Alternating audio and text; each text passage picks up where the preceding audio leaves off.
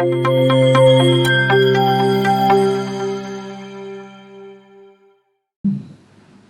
Everyone, तो कैसे हैं आप सभी लोग।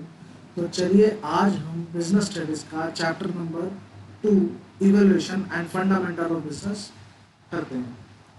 जैसा कि हमने काफ़ी कुछ फर्स्ट पार्ट में डिस्कस करा था कि बिजनेस क्या होता है, प्रोफेशन क्या होता है, एम्प्लॉयमेंट क्या होता है, उसके बारे में हमने करेक्टरिस्टिक्स ऑफ बिजनेस के बारे में कुछ पढ़ा था।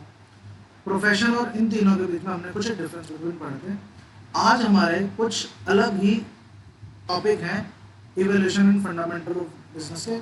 चलिए देखते हैं। तो जो सबसे पहला ऑब्जेक्टिव है आज की क्लास का, that is objective of business. देखो, ऑब्जेक्टिव ऑफ बिजनेस दो तरीके के होते हैं, first economic and then social.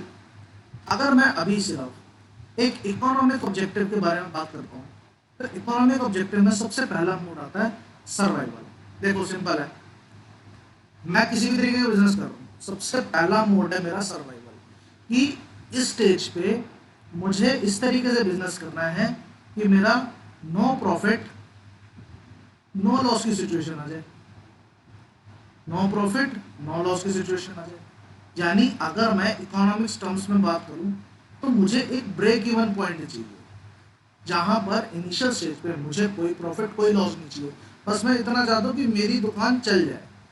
तो इसलिए कभी कभार सर्वाइवल मोड में हम लोग कॉस्ट प्राइस पे भी सामान अपना बेच देते हैं, कि ताकि हम दुनियादारी को ये दिखाना चाहते हैं कि हमारा बिजनेस रियल लाइफ में आ चुका है और हम अब इसका आगे करते हैं।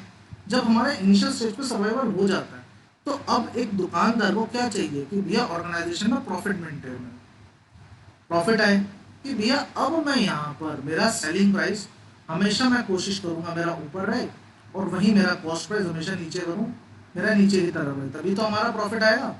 अगर मैं ये सोच के नहीं चलूँगा तो मेरा प्रॉफिट कभी आएगा ही नहीं। नेक्स्ट है ग्रोथ। ग्रोथ का मतलब क्या होता है बेटा, जब देखो प्रॉफिट होता है ना ऑर्गेनाइजेशन में, तो ग्रोथ भी प्रॉफिट के बाद ही होता है। लेट्स टेक एन एग्जांपल, आज मेरी एक दुकान है, कल को मैंने दो खोल ली, तीन खोल ली, पूरे दिल्ली में फैला दी। अब मान लो लेट्स टेक एन एग्जांपल, पूरे एक स्टेट में फैला दी। अब स्टेट में फैलाने के बाद मैं पूरी कंट्री में फैला रहा हूँ, फिर उस प्रोडक्ट को या उस फॉर्म को इंटरनेशनल लेके जा रहा हूँ, दैट इज ग्रोथ। अब जैसे मैकडी है, मैकडोनल्ड के एग्जांपल की बात करता हूँ, तो आपको पता ही है एक अमेरिकन फूड ब्रांड है। तो सबसे पहले मैकडोनल्ड ने क्या करा होगा, सर्वाइवल करा होगा, लोगों को बर्गर वगैरह या फास्ट फूड खिलाए होंगे नो प्रॉफिट नो लॉस पे। जब लोगों को पसंद आने लगा तो लोगों ने क्या शिफ्ट करा होगा, मैकडोनल्ड ने प्रॉफिट की तरफ देखा होगा। अब जब प्रॉफिट देख लिया तो ये प्रॉफिट इतना ज़्यादा चल गया कि उनको ग्रोथ करनी पड़ी, यानी ग्रोथ ऑटोमेटिकली हो गई। आज देखो कोई कोई आई थिंक ऐसी कंट्री नहीं है जो मैकडोनल्ड होना चाहती हो, ठीक है। ये तो हमारे हो गए एक economic objective of our business. अगर मैं यही एक सोशल बिजनेस की तरफ लेके चलता हूँ, देखो इकोनॉमिक में ना बिजनेस से मतलब है, बिजनेस की ग्रोथ से मतलब है। सोशल में सोसाइटी क्या एक्सपेक्ट करती है बिजनेस से, वो मैटर करता है, यानी what society wants, what society wants. यहाँ पर जब ये आ जाए ना तो इसको सोशल ऑब्जेक्टिव कहते हैं। चलो हम देखो, इसका 5 पार्ट्स, कितने पार्ट है, 5। पहला है production and supply, production and supply of quality goods and services. एक सिंपल सी बात बताते हैं, हर बिजनेस हर धंधा यही कहता है कि भैया उसकी जो प्रोडक्शन है या उसका जो सप्लाई है वो क्वालिटी होना चाहिए। देखो लोग क्या सबसे पहले चाहते हैं कि वट एवर वी परचेज, हम जो भी खरीदते हैं वो बेस्ट क्वालिटी का होना चाहिए, ठीक है। अच्छा, साथ ही साथ मैंने यहाँ पर लिखा नहीं है एट फेयर प्राइसेस, मतलब उसका जो रेट हो वो भी एक फेयर हो, ठीक है। अच्छा, avoidance of anti social and unfair trade practice. एक एग्जांपल है, बहुत सिंपल सीधा एग्जांपल है, avoidance of anti social and unfair trade practice का। लेट्स टेक एन एग्जांपल, यहां पर एक मेरी दुकान है, ठीक है, और यहां पर मान लो आपकी दुकान है। लेट्स टेक एन एग्जांपल, मेरी दुकान का नाम है AK और आपकी दुकान का नाम है DK, ठीक है। अब ये ना मतलब रोड के इस पार मेरी दुकान है और रोड के दूसरी तरफ आपकी दुकान है। लेट्स से एग्जांपल हम किसका बिजनेस करते हैं, मान लो हम लोग छोले भटूरे का बिजनेस करते हैं। अब मेरी यहाँ पर इनिशियल स्टेज पे छोले भटूरे की जो प्लेट है वो 80 रुपीज़ है। आपने खोली तो आपने प्लेट की रेट रखा 70 रुपीज़। अब देखो 10-12 रुपए का हमारी एक कॉम्पिटिशननेस रही। अब आपने क्या करा, आप कहते हो कि यार मेरे को बिजनेस चलाना है, मैं हमने छोले भटूरे की रेट की जो प्लेट है वो मैं कम कर दूंगा। आपने कर दी मान लो 50 रुपये। अब 50 रुपये बहुत हो गया, इसको देख के मुझे भी कम करनी पड़ी, मैंने रख दी 60 रुपये। आपने फिर वो कम कर दिया, अब आपने इतनी कम कर दी 10 रुपये रख दी। अब मैंने भी, मेरे को भी मजबूरी में करनी पड़ी 20 रुपये। अब यहाँ पर क्या हो गया, आपने बोल दिया कि भैया मेरी ऑर्गेनाइजेशन से फ्री आके जाओ। अब मैंने यहाँ पर फ्री के साथ साथ गिफ्ट भी देने शुरू कर दिए। अब जैसा कि मेरी दुकान पिछले 20 सालों से चल रही है तो मेरे पास सफिशिएंट फंड होंगे जिसकी वजह से मैं ये सब काम कर रहा हूँ। मतलब फ्री भटूरों की प्लेट भी दे रहा हूँ, साथ ही साथ गिफ्ट भी दे रहा हूँ, और ये मेरी दुकान 20 सालों से चल रही है। इसको डीके को आए अभी कुछ 1 साल ही हुआ था, और 1 साल में इसने अपनी प्लेट की रेट कम कर दी है, जिसकी वजह से ये डीके अपनी दुकान का रेंट भी नहीं भर पाया और इसकी दुकान अल्टीमेटली हो गई बंद। अब मैं क्या करूंगा, इसके बाद जब सामने टीके की दुकान बंद हो गई तो मैं अपनी rate up 100 rupees per plate कर दूंगा। इससे क्या हुआ, कस्टमर को, जो कस्टमर की कोई फॉल्ट नहीं था, उसको 80 रुपए की प्लेट अब 100 में मिलने लग गई कि नहीं मिलने लगी। That is avoidance of anti social और अनफेयर ट्रेड प्रैक्टिस। यानी हमारे को एक मार्केट में कंपटीशन रखना है, पर उस कंपटीशन के चक्कर में हमने सामने वाली दुकान पे कोई नुकसान नहीं आने देना। That is avoidance of anti social and unfair trade practice, right. चलिए, अब जब भी हमारा बिजनेस बढ़ता है ना बेटे, तो हम लोग क्या करते हैं, हमारा एक जनरेशन ऑफ एम्प्लॉयमेंट होता है, हम लोग एम्प्लॉयमेंट जनरेट करते हैं, ठीक है। वो यही पॉइंट कर रहा है, generation of unemployed, sorry, generation of employment, welfare of employees. हम लोग अगर कोई भी बिजनेस चला रहे हैं, हम लोग ये देखेंगे हमारे एम्प्लॉयज का वेलफेयर हो रहा है या नहीं हो रहा है, यानी एम्प्लॉय को टाइम पे सैलरी मिल रही है नहीं मिल रही, एम्प्लॉय के दुख दर्द में उसके मालिक हमेशा उसके साथ खड़ा है या नहीं खड़ा। That is welfare of employ. एक होता है कम्युनिटी सर्विसेज। बेटा देखो, मैं मानता हूँ बिजनेस हम लोग कर रहे हैं प्रॉफिट मोटिव के लिए कर रहे हैं, पर हमारी एक सोसाइटी के प्रति हमारी कुछ अपनी सर्विसेज होती है जिसको we have to maintain in our business. जैसे लेट्स टेक एन एग्जांपल, अगर मैं अभी के एग्जांपल की बात करूं तो अभी जैसे मैं अगर एक छोले भटूरे की दुकान बना रहा हूं, ठीक है, तो मैं अपने कस्टमर को कोई भी माल न्यूट्रिशन वाला चीज़ें नहीं दूंगा, यानी अडल्ट्रेशन करके कोई चीज़ नहीं बेचूंगा। दैट इज हमारी कम्युनिटी सर्विस, राइट। चलिए नेक्स्ट पॉइंट पढ़ते हैं। अब हमारा जो नेक्स्ट टॉपिक है दैट इज बिजनेस रिस्क। देखिए बिजनेस रिस्क क्या है, बहुत बहुत ही आसान भाषा में मैंने डेफिनेशन में समझाने की कोशिश करी है। देखिए जरा, देखो, the term business risk refers to possibility of इनएडिक्वेट profit.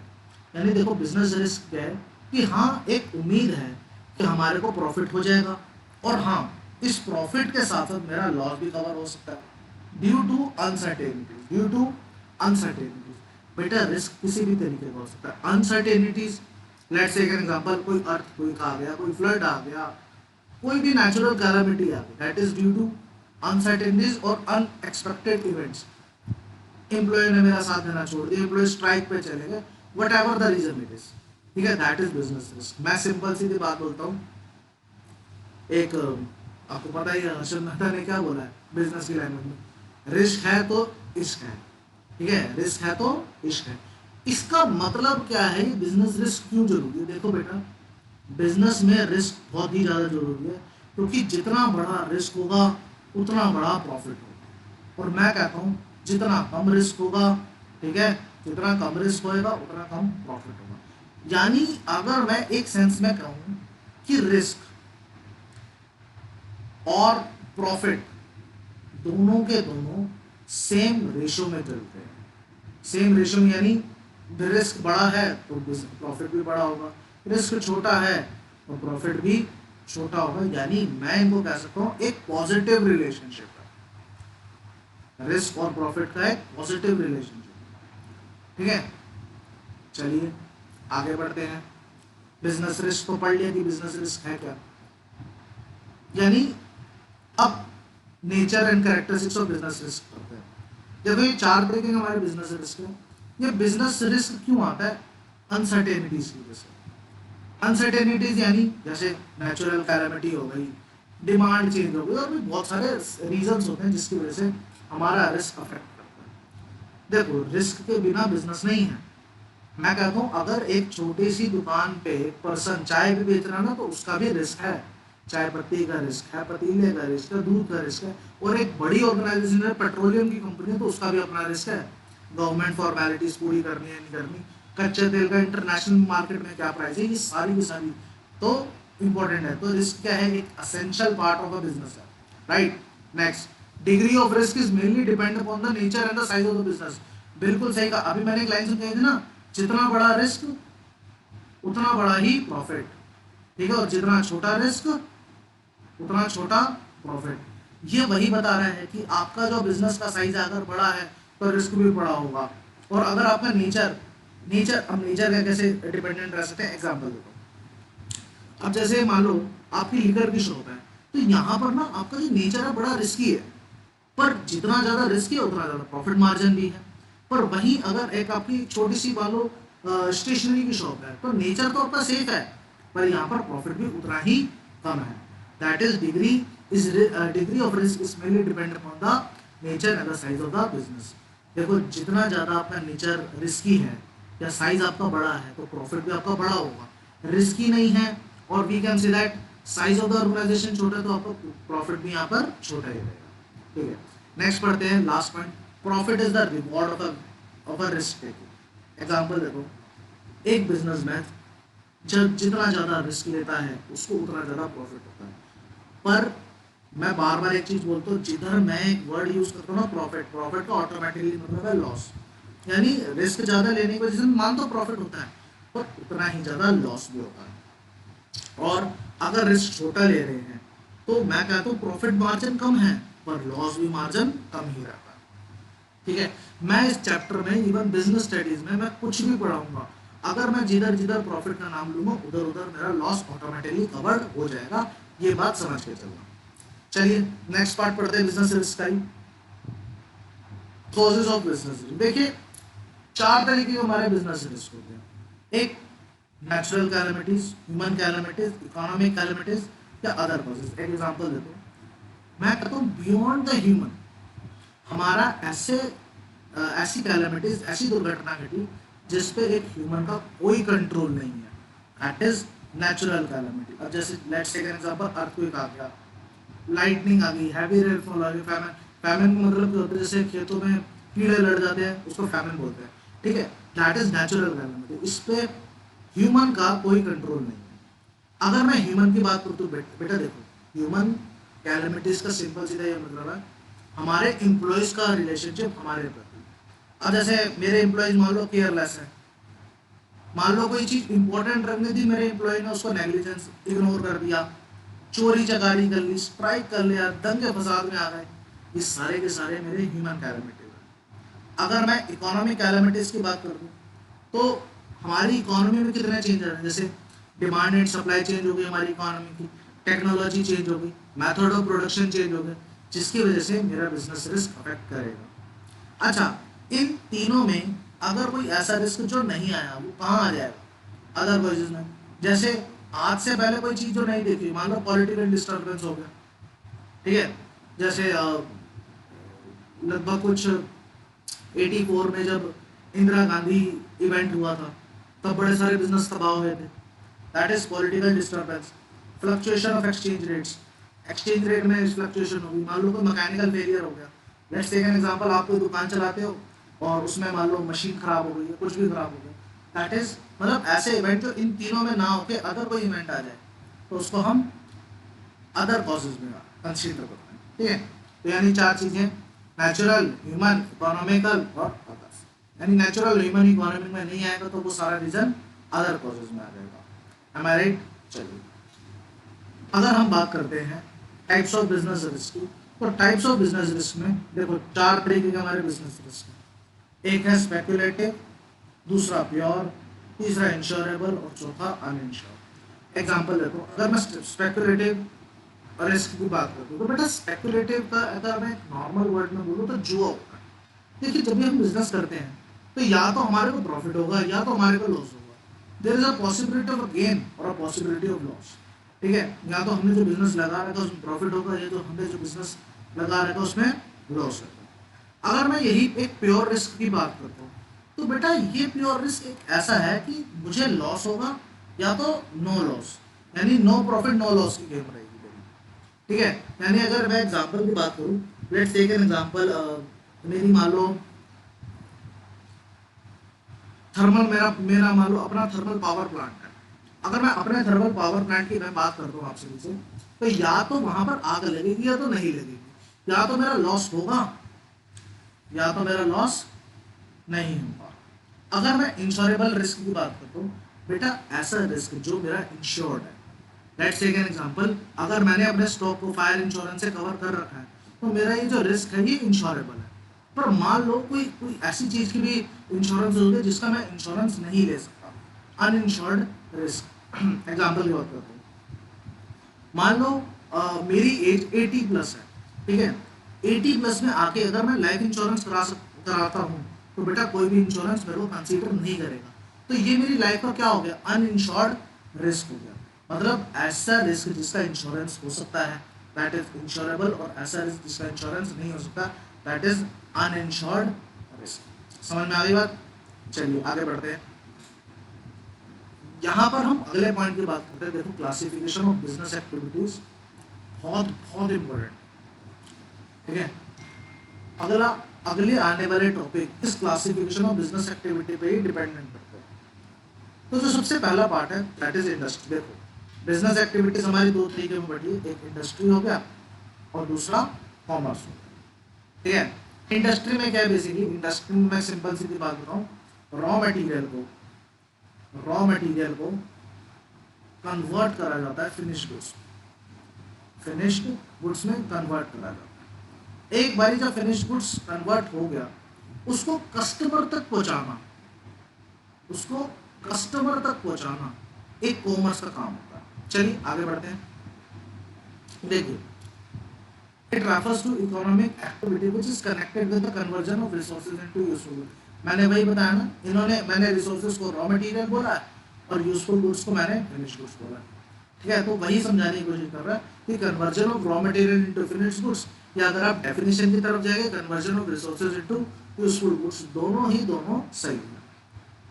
अगर मैं अभी कॉमर्स की बात करता हूँ तो commerce include all those activities which is necessary for the facilitation the exchange of goods and services.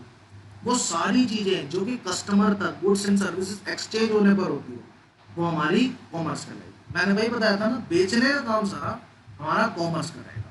मतलब सामान को बनाना इंडस्ट्री का और सामान को बेचना कॉमर्स का, यानी हमेशा पहले इंडस्ट्री आएगा फिर हमेशा अगली जो बात रहेगी वो कॉमर्स की बात रहेगी।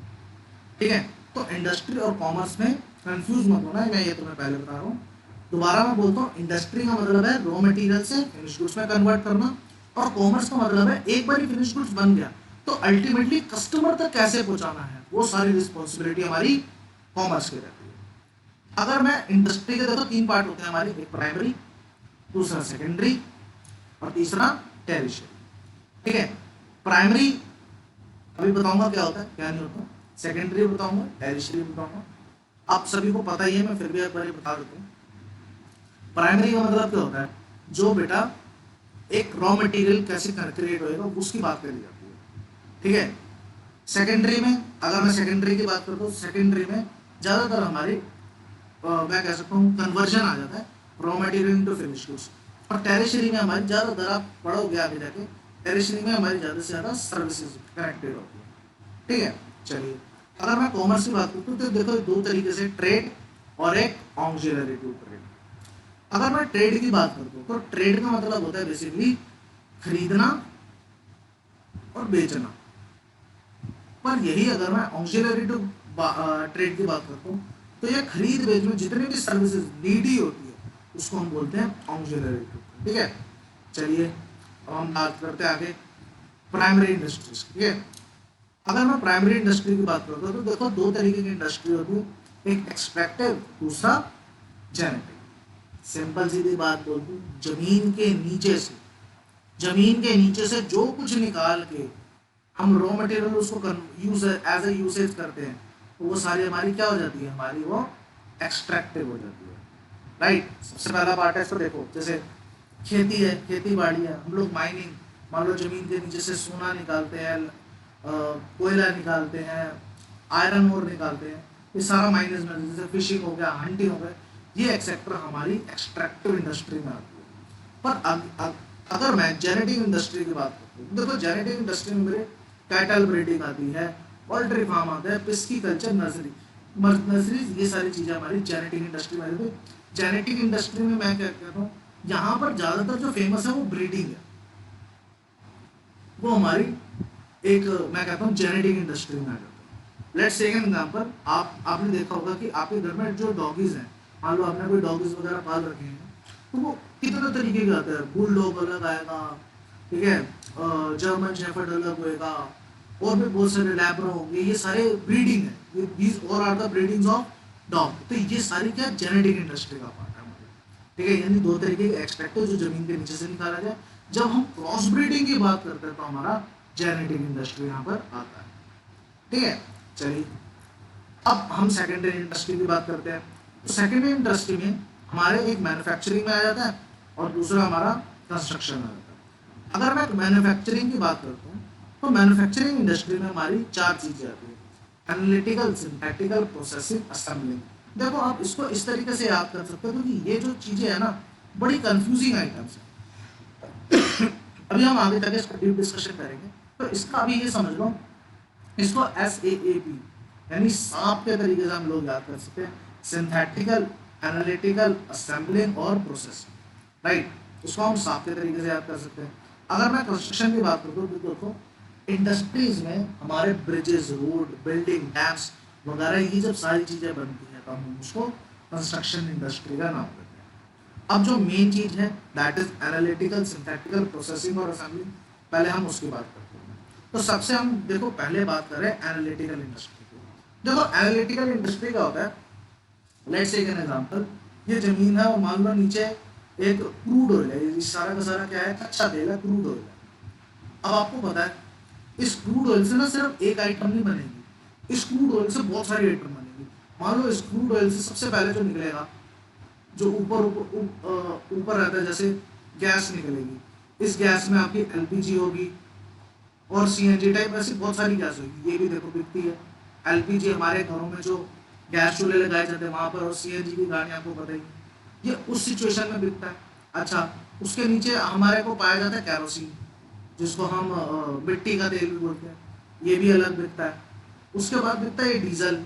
ऐसे तो बहुत सी चीज़ें होती है, 10-12 आइटम होती है, पर मैं भी नॉर्मल चीज़ों की बात करता हूँ, ये अलग बिकता है। और लास्ट में जो रिफ्रेश, सबसे ज़्यादा फ्रेश जो ऑयल है, पेट्रोल, ये सारे अलग अलग पैटर्न पे बिक जाते हैं, यानी ये अलग बिकता है, ये अलग बिक रहा है, ये अलग बिक रहा है और ये अलग बिक रहा है। जब ऐसी चीज़ों की बात करी जाए तो इसको हम एनालिटिकल इंडस्ट्री का नाम लेते हैं। चलिए आगे बढ़ते हैं। अगर मैं हम बात करते हैं सिंथेटिकल इंडस्ट्री, देखो सिंथेटिकल इंडस्ट्री का होता है, सिंथेटिकल इंडस्ट्री में अगर मैं बात करूँ, अब let's take an example, yes, अब जैसे मान लो एक राजमा की जो प्लेट आती है वो आती है 70 रुपीज़ पर प्लेट, और एक चावल की जो प्लेट आती है वो भी सेम रेट है, मान लो 70 रुपीज़ पर प्लेट। मतलब अगर राजमा लेने हैं तो 70 रुपये एक प्लेट है, और चावल लेने तो 70 रुपये एक प्लेट है। हाफ प्लेट अगर कर दी जाए राजमा की तो वो पड़ेगी 35 रुपये की, 35 रुपीज़ की, और यही हाफ प्लेट अगर कर दी जाए चावल की तो वो पड़ेगी 35 रुपीज़ की। यानी अगर इसको राजमा चावल खाने हैं तो वो पड़ जाएंगे 70 रुपये के। पर दुकान वाले पता है क्या करते हैं, आधी ये मिलाएंगे और आधी ये मिलाएंगे, मतलब एक राजमा चावल की प्लेट क्रिएट कर देंगे और उसको कर देंगे 90 रुपीज़ की, उसको कितने कर देंगे 90 रुपीज़ की।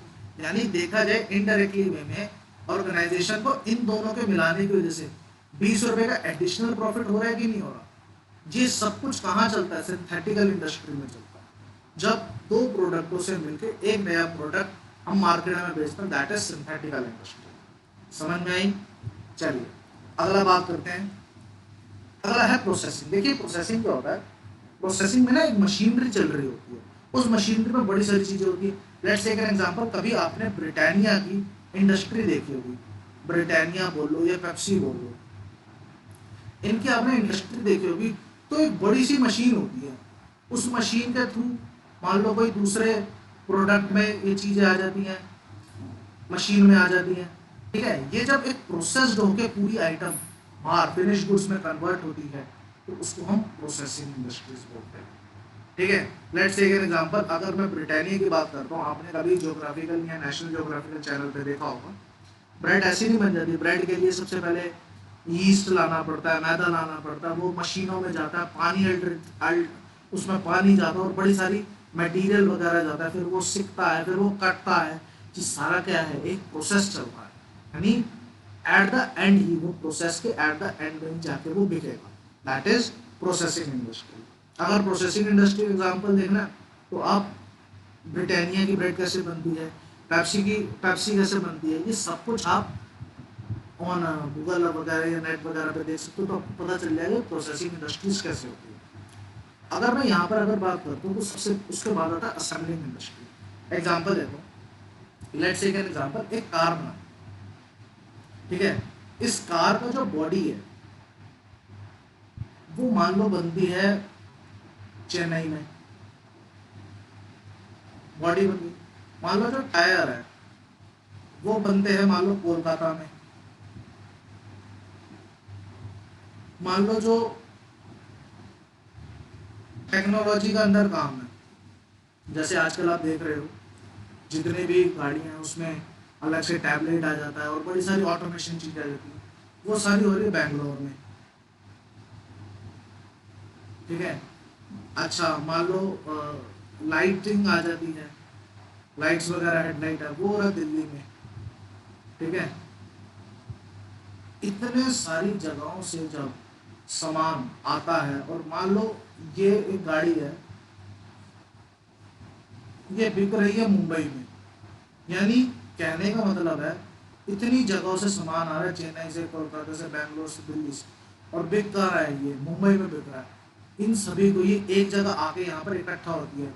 मान लो कहाँ इकट्ठा हो रही है? मान लो let's take an example, Gujarat में आगे बन रही है। ठीक है, तो ऐसी इंडस्ट्री को असेंबलिंग इंडस्ट्री बोलेंगे। मतलब मान लो एक सामान कहीं बन रहा है, दूसरा सामान कहीं बन रहा है, तीसरा सामान कहीं बन रहा है, उन सभी सामान जिधर जिधर बन रहा है एक जगह आके असेंबल हो रहा है, इस इंडस्ट्री को हम असेंबलिंग इंडस्ट्री बोलेंगे।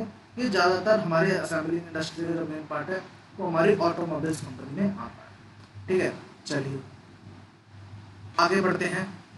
टेरिशरी इंडस्ट्री, देखो टेरिशरी इंडस्ट्री है, टेरिशरी इंडस्ट्री का लगभग कुछ 6 सर्विसेज है। इसको मैं सर्विसेज भी बोल सकता हूँ। ठीक है, क्योंकि टेरिशरी इंडस्ट्रीज हम लोग 9 से पढ़ते आए, हमने 9th में भी 10th में भी इकोनॉमिक्स में पढ़ा था कि टेरिशरी इंडस्ट्रीज क्या होते हैं, और वहाँ पर भी हमने ये पढ़ा कि सर्विसेज होती है। ये सर्विसेज ऐसी सर्विसेज होती है जो कि बिजनेस से कनेक्टेड होती है।